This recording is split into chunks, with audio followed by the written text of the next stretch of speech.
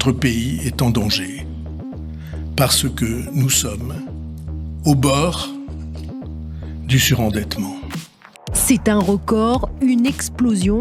La dette publique en France a dépassé la barre symbolique des 3 000 milliards d'euros. Il n'y a pas de problème de dette. Mais non, il y a 3 000 milliards, c'est cosmétique. Ce qu'on voit, c'est qu'on a par contre, de manière systématique, une instrumentalisation politique de cette contrainte des marchés financiers. Je suis à la tête d'un État qui est, depuis 15 ans, en déficit chronique. Il faut rembourser notre dette et réduire notre déficit.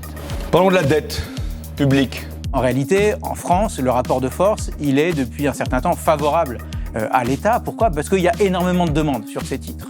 Et la dette, elle se place très facilement sur les marchés financiers. Cet argent, où est-il ? Le voici. Il fallait reconstruire la France. Il fallait dépenser 2500 milliards pour restaurer ou édifier 2 400 000 bâtiments. Si on veut réfléchir à des alternatives, on peut déjà partir en partie du déjà là, ou du déjà expérimenté, de ce qui a déjà eu lieu et ce qui est enfoui, ce qui a disparu. Je suis Benjamin Lemoine, je suis chercheur au CNRS et je travaille au Centre Maurice Alvax à l'École normale supérieure. Je suis sociologue et ma particularité, c'est de travailler sur l'économie et je m'intéresse en particulier à la dette souveraine et au lien entre l'État et les marchés financiers en regardant le fonctionnement concret de la dette publique, qui en vit, qui en bénéficie. Il y a plusieurs manières de voir la séquence qu'on est en train de vivre où la dette sature l'espace public. Tout d'abord, il y a l'idée de se dire rien de neuf, c'est-à-dire que François Bayrou et la façon dont il a mis la pression sur l'agenda politique, il a cherché à faire de la dette un véritable sujet politique. Ça peut remonter à 25 ou 30 ans, déjà dans les années 2000, au début de la construction de la zone euro, où on avait une banque centrale indépendante. On était, disons, à l'apogée du néolibéralisme. Il y avait l'idée qu'il fallait gérer l'État comme une entreprise et les comptes publics, le déficit et la dette étaient surveillés comme le lait sur le feu. Et déjà, il y avait cette alerte permanente sur les comptes publics où on surveillait les 3% de déficit public, c'est-à-dire l'écart entre les recettes et les dépenses, et les 60% de dette publique rapportée à la croissance, qui, à l'époque, était plus ou moins la moyenne des comptes de la dette des grands pays de la zone euro. Cette séquence, qui était une sorte de routine de l'espace public, elle se traduisait aussi par chaque année la publication des chiffres de la dette. Et déjà, à l'époque, on avait en germe la même rhétorique que François Bayrou. C'était déjà l'idée qu'il fallait gérer l'État en bon père de famille, que l'État était comparable à une entreprise ou à un ménage, et qu'il fallait progressivement discipliner l'appareil public pour se préparer à des moments de crise.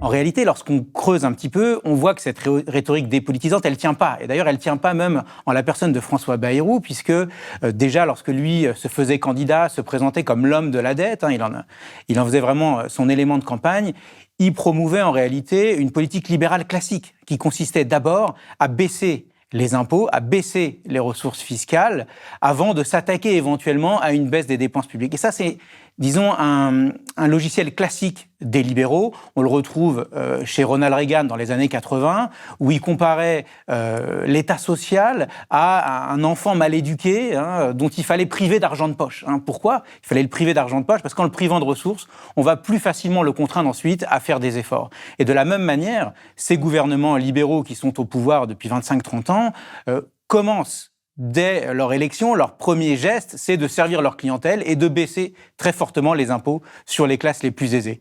Et puis après, ils cherchent à s'atteler tout doucement à réduire la dépense publique. Mais en réalité, ils vont jamais jusqu'au bout. En fait, ils font qu'une étape sur deux. Pourquoi ? Parce que le corps social résiste en face. Et en réalité, Macron, on a assisté un peu à la même séquence. C'est-à-dire que dès son élection, on a eu toute une série de cadeaux fiscaux aux plus aisés.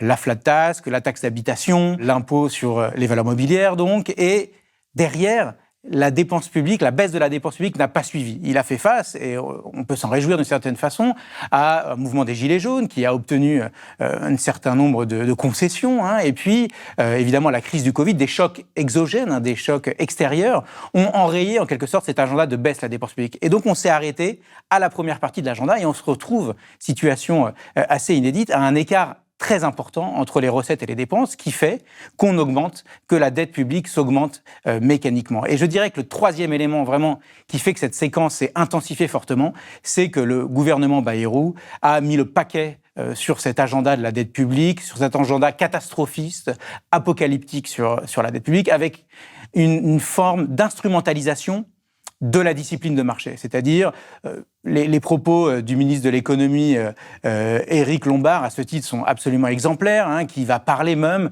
d'une probable mise sous tutelle du FMI de la France.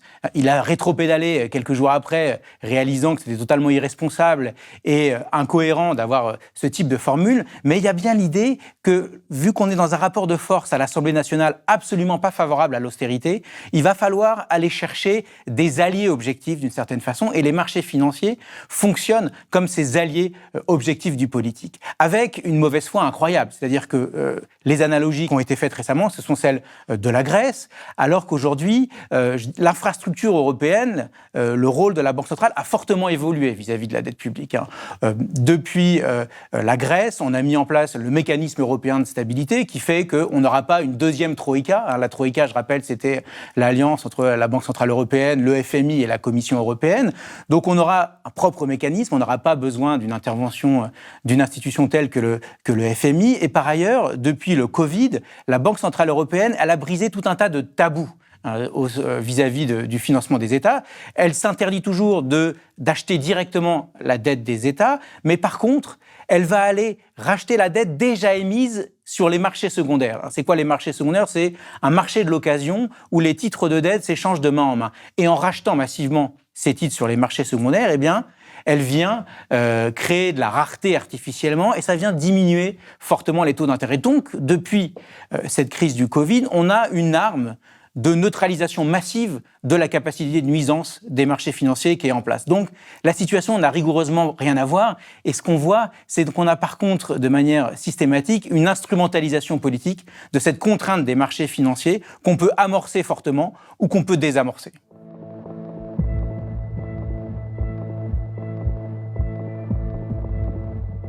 Il y a deux éléments essentiels pour déconstruire ce discours sur la dette. C'est à la fois de désagréger les entités qu'on nous sert dans le débat public. La première, c'est les générations futures. C'est-à-dire qu'on serait tous victimes et nos enfants seraient victimes de ce fardeau de la dette de façon unanime. Le deuxième, c'est le nous. On a entendu tout le gouvernement Macron et tous ses représentants dans les médias sans cesse dire que nous sommes face à un problème majeur, nous devons réagir. En fait, il faut décomposer ça et le souci, il n'est pas de distribution dans le futur, mais il est bien de distribution dans le présent. Pourquoi la dette ?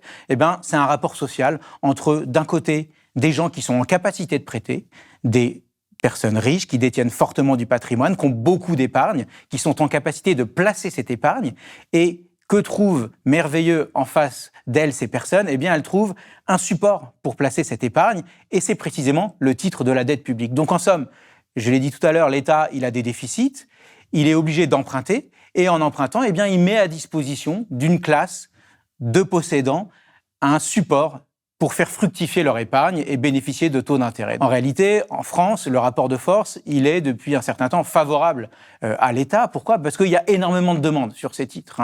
Et la dette, elle se place très facilement sur les marchés financiers. Les économistes, généralement, parlent du fait de rouler sa dette. C'est-à-dire qu'on ne va jamais rembourser du jour au lendemain le capital, mais on va sans cesse réemprunter pour payer la charge d'intérêt et réemprunter pour payer les emprunts qui arrivent à terme. Et donc, à travers l'histoire, on peut décrire ce rapport de force entre prêteurs privés et débiteurs publics. Et par exemple, au XIXe siècle, Marx, il qualifiait les créanciers de véritables actionnaires sur l'État. C'est-à-dire que, en prêtant ou en ne prêtant pas à l'État, ils détenaient un moyen de pression sur la puissance publique. Aujourd'hui, l'État français, il émet ses titres de dette via un procédé qui est la vente aux enchères. Il fait une vente aux enchères régulière de titres et se présente ou non des prêteurs. Et ce pouvoir de prêter ou non, qui est aussi un pouvoir de dire son opinion sur les politiques menées par l'État, on parle du fait que les créanciers votent avec leurs pieds. C'est-à-dire que s'ils viennent ou non aux séances de vente aux enchères, ils envoient un message politique à l'État en lui disant de réorienter ses politiques publiques pour qu'elles soient plus convenables, plus attractives pour cette classe de prêteurs. Donc la véritable pédagogie de la dette, elle doit elle doit être très claire sur la façon dont ça met en lien en fait des classes sociales différentes. Et aujourd'hui, lorsqu'on regarde, eh bien, on a les 20% les moins aisés de la population qui sont absolument pas en capacité d'avoir de l'épargne et qui, au contraire, s'endettent au quotidien et qui ont pour seul patrimoine, eh bien, les services publics et les services sociaux. Et de fait, c'est cette partie de la population qui est lésée par quoi ? Par des politiques d'assèchement des ressources où on affame la bête, on affame l'État-providence et ensuite de crier haro sur la baisse de la dépense publique. Donc c'est ces classes-là, les moins aisées, qui sont en réalité victimes d'une politique orientée vers le remboursement coûte que coûte de cette classe de créanciers.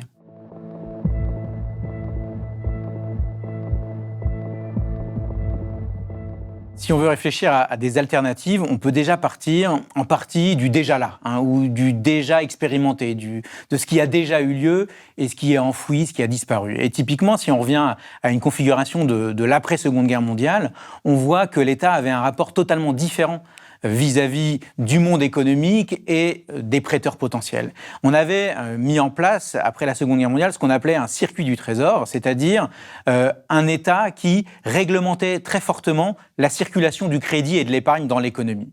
Pour donner un exemple très simple, l'État pouvait se financer à robinet ouvert, il n'avait pas besoin de procéder à ces séances de vente aux enchères, et il y avait un règlement qui contraignait toute une série d'institutions bancaires à lui prêter de l'argent à un taux qui était administré, et ce, à échéance régulière. Et donc, on avait une alimentation de la trésorerie de l'État qui se faisait de manière quasi automatique. De même, le crédit dans l'économie, il était fortement réglementé et la puissance publique pouvait orienter le fléchage du crédit à différents investissements. Donc, le monde bancaire était fortement segmenté, il était très fortement public et parapublic, et la puissance publique avait son mot à dire sur la destination de ce crédit. Et ce paysage très administré, il n'avait rien de typiquement français. Je veux dire, même lorsqu'on regardait du côté des États-Unis, il faut reprendre les mots du secrétaire au Trésor des États-Unis qui disait qu'il allait chasser du temple de la finance les créanciers usuriers.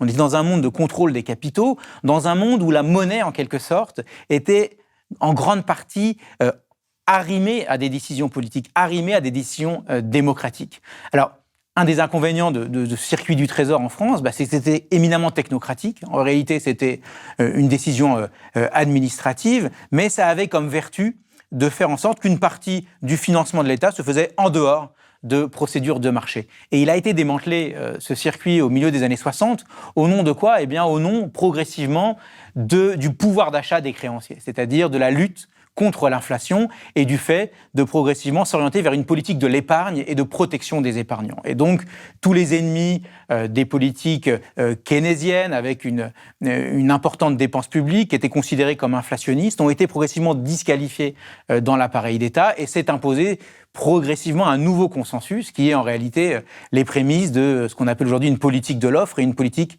pro-créancier. Donc, typiquement, on pourrait aujourd'hui réarmer la puissance publique et on a des embryons de cela.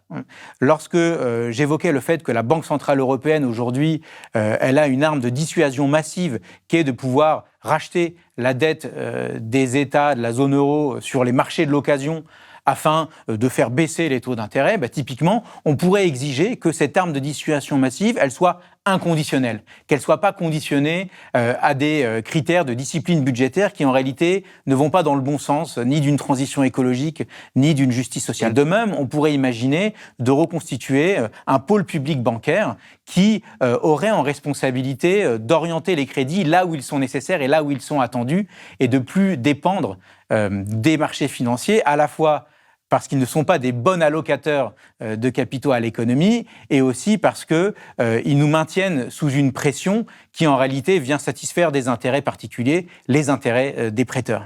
En réalité, l'état du débat et de l'offre politique et médiatique, il est catastrophique. C'est-à-dire que on voit bien les réactions associées à la taxe Zuckman, qui est en réalité une mesure social-démocrate de base, où on demande juste de rééquilibrer en fait les choses et de revenir à une taxation des plus riches qui soit minimale. Et on voit bien que les offensives, la contre-offensive libérale, nous montre qu'on est très loin en termes de ce qui est pensable, de ce qui est possible, de ce que j'appelle de mes voeux, c'est-à-dire c'est-à-dire de réencastrer progressivement la finance dans des procédures publiques, des missions publiques de la dette. Et donc c'est très inquiétant. Et puis ça souligne quoi? Ça souligne en partie que il y a une partie du monde social qui tend à faire sécession du reste et qui tend à s'isoler du reste de la société et qui est prête à aller jusqu'au craquement. C'est-à-dire qu'on voit bien que cette politique de soutenabilité de la dette, elle arrive un peu à ses limites. C'est-à-dire que les mouvements sociaux, les mouvements de blocage